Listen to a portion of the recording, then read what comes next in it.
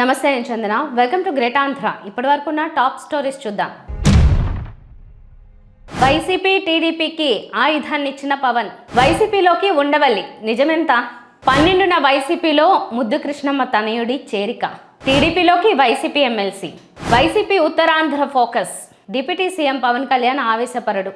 ఎప్పుడు ఎలా మాట్లాడుతుంటారో ఆయనకే తెలియదు. చెప్పుడు మాటలు ఎక్కువగా వింటుంటారని ఆయనకు దగ్గరగా ఉన్నవాళ్ళు చెప్తుంటారు. ఏమాత్రం విలువలేని పోకిరీ కోసం అనవసరంగా 4 ఏళ్లకు సరిపడేలా వైసీపీ టీడీపీకి డిప్యూటీ సీఎం పవన్ ఆయుధాన్ని ఇచ్చారనే చర్చకు తెరలేచింది. చిన్నారులు, మహిళలకు లైంగిక వేధింపులు, అత్యాచారాలు జరుగుతున్నాయని, జనం తమను తిడుతున్నారని హోంశాఖ మంత్రి Vangalapudi Anitha, DGP intelligence chief ఏం చేస్తున్నారని పవన్ ప్రశ్నించారు. ఈ నేపథ్యంలో జనసేన ఇన్ఛార్జ్ బాగోతం సోషల్ మీడియాలో ఓ రేంజ్లో ప్రకంపనలు సృష్టించింది. ఇదే సందర్భంలో పవన్ కళ్యాణ్ను కూడా టార్గెట్ చేశారు. యథా పవన్ తథా ఇన్ఛార్జ్ అంటూ సెటైర్స్ విసిరారు. అలాంటి వాళ్ళందరికీ జనసేన పార్టీనే సరైందన్న దెప్పి పొడుపులు వెల్లువెత్తాయి. జగన్కు సంబంధించి సరస్వతి ప్రాజెక్టు అసైన్డ్ భూములు ఆక్రమించిందని, అలాగే కడపలో సజ్జల రామకృష్ణారెడ్డి సోదరులు అటవీ భూముల్ని, పొంగనూరు నియోజకవర్గంలో మాజీ మంత్రి పెద్దిరెడ్డి రామచంద్రారెడ్డి కూడా అటవీ భూముల్ని ఆక్రమించారని టీడీపీ మీడియాలో కథనాలు వచ్చిన వెంటనే సంబంధిత శాఖ మంత్రిగా నిజాలు నిగ్గు తేల్చాలని పవన్ ఆదేశించారు. కానీ సొంత పార్టీ ఇన్ఛార్జిపై, మరీ ముఖ్యంగా మహిళల్ని వేధించిన ఆరోపణలే కాదు, వీడియోలు, ఆడియోలు బయటకొచ్చిన నిజాలు నిగ్గు తేల్చాలని పోలీస్ అధికారిని ఆదేశించడానికి పవన్కు మనసు రాలేదు. అసలేం జరగనట్టు, తనకు సంబంధం లేనట్టుగా నిమ్మకు నీరెత్తినట్టు పవన్ వ్యవహరించడం తీవ్ర విమర్శలకు దారితీసింది. ఇంతవరకు ఆరోపణలు ఎదుర్కొంటున్న వ్యక్తిపై చర్యలు తీసుకుంటున్నట్టుగా జనసేన అధికారికంగా ప్రకటించకపోవడం గమనార్హం. ఆరోపణలపై వాస్తవాలు తేలే వరకు పార్టీ కార్యకలాపాలకు దూరంగా ఉండాలని పవన్ ఆదేశించినట్టు మీడియాలో ప్రకటన వచ్చింది. కానీ జానీ మాస్టర్ విషయంలో జనసేన తన అధికారిక సోషల్ మీడియా ఖాతాల్లో ప్రకటన విడుదల చేసింది.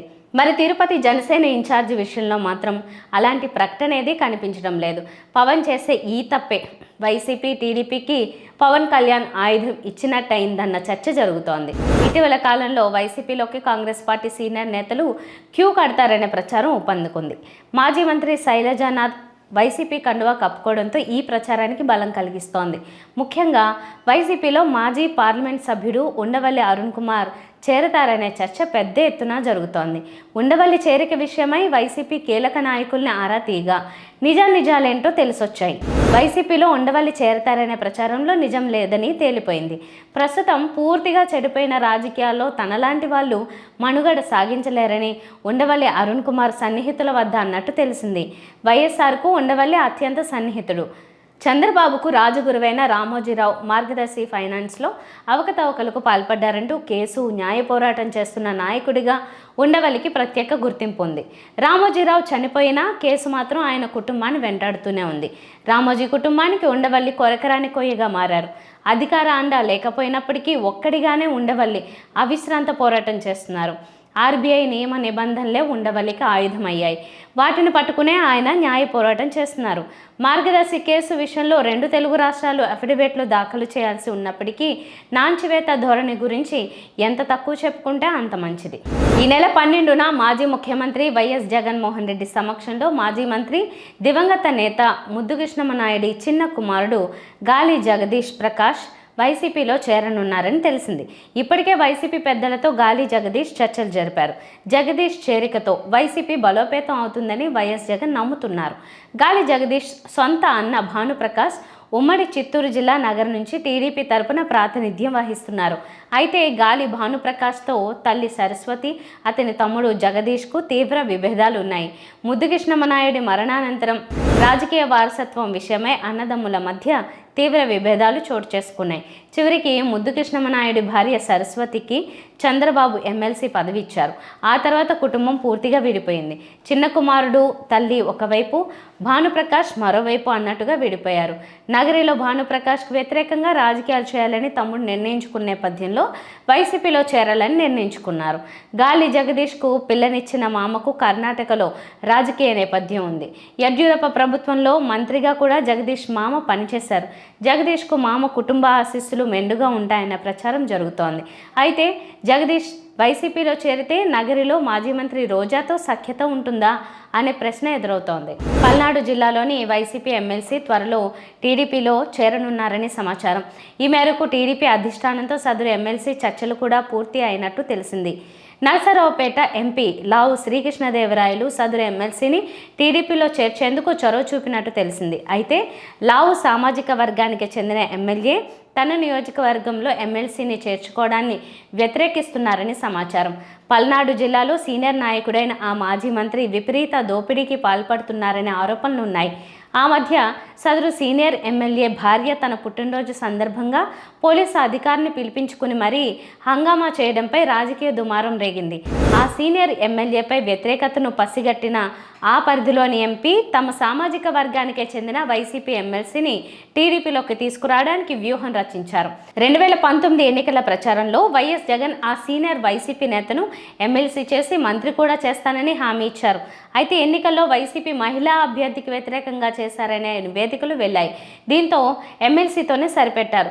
తనకు మంత్రి పదవి ఇవ్వకపోవడాన్ని ఆయన జీర్ణించుకోలేకపోయారు. తాను త్వరలో టీడీపీలో చేరుతున్నానని, వెంట రావాలంటూ వైసీపీ కార్యకర్తలకు ఫోన్లు చేస్తున్నారని సమాచారం. కానీ ఆ ఎమ్మెల్సీ వెంట వెళ్లడానికి కేడర్ సిద్ధంగా లేకపోవడంతో ఆగ్రహిస్తున్నారని తెలిసింది.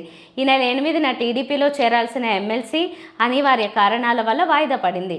సీనియర్ ఎమ్మెల్యేతో చర్చించి త్వరలో ఎమ్మెల్సీని చేర్చుకోవడానికి ఏర్పాట్లు జరుగుతున్నాయి. పోయిన చోట వెతుక్కోవడం అన్నది రాజకీయాల్లో ఉత్తమ లక్షణం. వైసీపీ కూడా అదే పని మీద ఉంది. ఇప్పుడు ఏపీలోని 3 రీజియన్లు ఉంటే అందులో ఉత్తరాంధ్ర కీలకమైంది. ఇక్కడ 2024 ఎన్నికల్లో కూటమి పూర్తి స్థాయిలో ప్రభావం చూపించింది. వైసీపీకి 2 సీట్లు దక్కాయి. దాంతో వైసీపీని మళ్లీ బలోపేతం చేసేందుకు కార్యాచరణను సిద్ధం చేస్తోంది. వైసీపీ ఉత్తరాంధ్ర రీజనల్ కోఆర్డినేటర్గా విజయసాయిరెడ్డిని నియమించారు. అయితే ఆయన పార్టీకి రాజకీయాలకు గుడ్ బై కొట్టారు. ఆయన ప్లేస్లోకి ఎవరిని తెస్తారు అన్నది హాట్ డిస్కషన్గా సాగుతోంది. ఎన్నో పేర్ల మధ్య ఒక అనూహ్యమైన పేరు ఇప్పుడు ప్రచారంలోకి వచ్చింది. మాజీ మంత్రి కృష్ణా జిల్లాకు చెందిన పేర్ని నానికి ఈ కీలక బాధ్యతలు అప్పగిస్తారని అంటున్నారు. బలమైన సామాజిక వర్గానికి చెందిన నాని వైసీపీలో ఫైర్ బ్రాండ్గా పేరు పొందారు. ఆయన కుటుంబం మీద ఇటీవల కాలంలో కేసులు పెట్టారు. దాని మీద న్యాయ పోరాటం చేస్తూనే పార్టీకి విధేయుడిగా ఆయన ఉన్నారు. ఆయన సేవలను వినియోగించుకోవాలని వైసీపీ అధినాయకత్వం చూస్తోంది. నానికి బాధ్యతలు అప్పగిస్తే సామాజిక వర్గం పరంగా సమతూకం అవుతుందని, అన్ని లెక్కలు సరిపోతాయని వైసీపీ హైకమాండ్ భావిస్తోంది. నాని సామాజిక వర్గం ఉత్తరాంధ్రలో హెచ్చు సంఖ్యలో ఉన్నారు. దాంతో ఆయన ద్వారా పార్టీని బలోపేతం చేయాలని నిర్ణయించారు. ఇదిలా ఉండగా వైసీపీ ఉత్తరాంధ్ర నాయకులతో కీలక సమావేశాన్ని ఈ నెల 12న హైకమాండ్ ఏర్పాటు చేసిందని అంటున్నారు. అందరి అభిప్రాయాలను తీసుకుని పేర్ని నాని పేరుని ఆ సమావేశంలోనే ఖరారు చేస్తారు అని తెలుస్తోంది. సీనియర్ నేత మాజీ మంత్రి బొత్స సత్యనారాయణ వంటి వారితో దీని మీద చర్చించినట్లు చెబుతున్నారు. ఇవి ఇవాల్టి టాప్ స్టోరీస్. మరిన్ని అప్డేట్స్తో కలుద్దాం. నమస్తే.